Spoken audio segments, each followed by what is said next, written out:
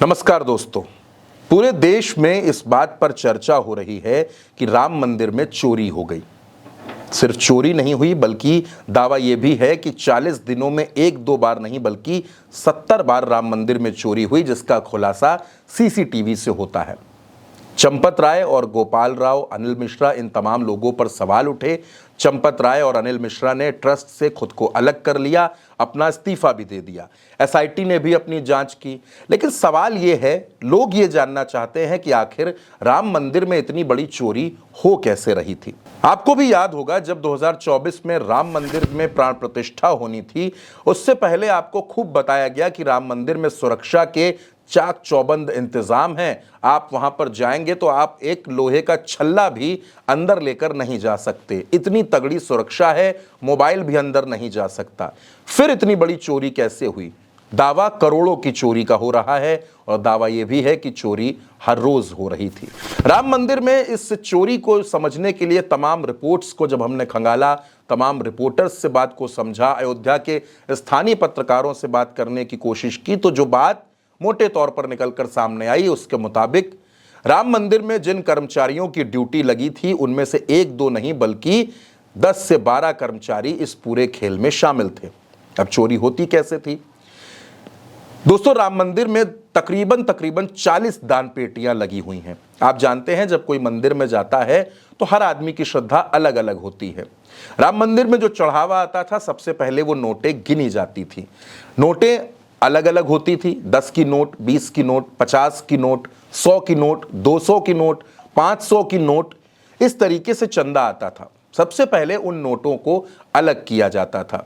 टिन्नू यादव, अनुकल्प मिश्रा, लवकुश मिश्रा, तमाम लोगों के इसमें नाम आ रहे हैं। चोरी कैसे होती थी, उसका दावा क्या किया जा रहा है? सबसे पहले उन नोटों को अलग किया जाता था, उसके बाद गड्डियां बनाई जाती थी। गड्डियां बनाने के लिए जैसे 100 की नोटों की गड्डी बनाई गई, 50,000 की एक गड्डी बनेगी, उसमें ये लोग 100 की या 200 की 10-5 नोटें एक्स्ट्रा रख देते थे। गड्डी बाहर जाती थी। गड्डी के बैंक तक जाने, मंदिर से निकलकर बैंक तक जाने की प्रक्रिया में बीच में एक वाउचर बनता था। उस वाउचर को बनाते वक्त वो गड्डी नोट होती थी कि 50,000 की एक गड्डी या 50,000 की 5 गड्डी, 100 की एक गड्डी, इस तरीके से वाउचर पर गड्डियों की एंट्री हो जाती थी। बैंक जाने से पहले ये लोग, जिनके नाम अनुकल्प मिश्रा, लवकुश मिश्रा बताए जा रहे हैं, ये लोग उन 10-5 नोटों को उससे निकाल लेते थे, क्योंकि जब गड्डी बैंक में जाएगी वहां गिनती मशीनों से होगी और मशीनों की गिनती में यह पता चल जाएगा कि इस गड्डी में 100 की या 500 की कितनी नोटें हैं। यानी उसी से पहले ये नोटें गायब कर ली जाती थी और वो पैसे ये लोग अपनी जेब में रख लेते थे। दावा यह भी किया गया कि इन तमाम लोगों की मंदिर में आते वक्त और जाते वक्त किसी तरीके की कोई जांच नहीं होती थी और ये लोग बेरोक टोक, बेधड़क इसी तरीके से आते जाते रहते थे। जब बात सीसीटीवी कैमरे की आई, तो क्योंकि ये ज्यादा लोग इसमें शामिल हो चुके थे, जब नोटों की गड्डियां या वहां का कैश पार होता था, चोरी होती थी, तो इनमें से एक सीसीटीवी के सामने खड़ा हो जाता था और दूसरा उतनी देर में नोटें पार कर देता था।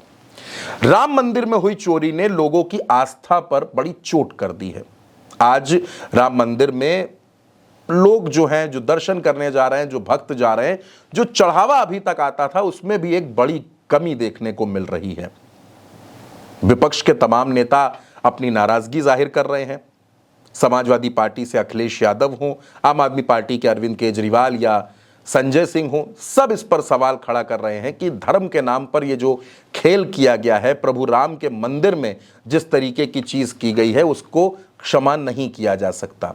जो एफआईआर दर्ज हुई उसमें चंपत राय का नाम नहीं था। इस पर भी खूब हंगामा मचा कि जब सबसे ज्यादा चर्चा एक नाम की थी तो फिर उसका नाम एफआईआर में क्यों नहीं है। अब खबरें ये आ रही हैं कि ट्रस्ट नए सिरे से बन सकता है। ट्रस्ट की बैठक जुलाई के महीने में होनी है, उसके बाद ट्रस्ट नए सिरे से बनेगा, नए पदाधिकारी शामिल किए जाएंगे।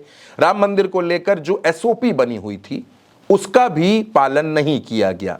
राम मंदिर में अब यह कहा जा रहा है कि जो चंदा गिनने वाले कर्मचारी होंगे, उनकी शर्ट या पैंट में किसी तरीके की कोई जेब नहीं होगी। लेकिन एक बात तो है दोस्तों कि इस पूरे मामले ने लोगों के सामने एक बड़ा सवालिया निशान खड़ा कर दिया है। क्योंकि भगवान राम के धाम में ये चोरी हुई है। साधु संतों में भी जो राय है वो बटी हुई है। बहुत से साधु संत कथावाचक ये बात कह रहे हैं कि राम मंदिर में जिन लोगों ने चोरी करने का या करवाने का पाप किया है उनको महादंड मिलेगा। अब आगे इस मसले में क्या कुछ होता है उस पर भी हमारी नजर बनी रहेगी, लेकिन राम मंदिर का मसला दोस्तों लगातार गर्म है, लगातार लोगों के बीच में इसको लेकर चर्चाएं चल रही हैं। आप इस पर क्या सोचते हैं? आप अपनी राय कमेंट बॉक्स में हमें जरूर बताइएगा। नमस्कार।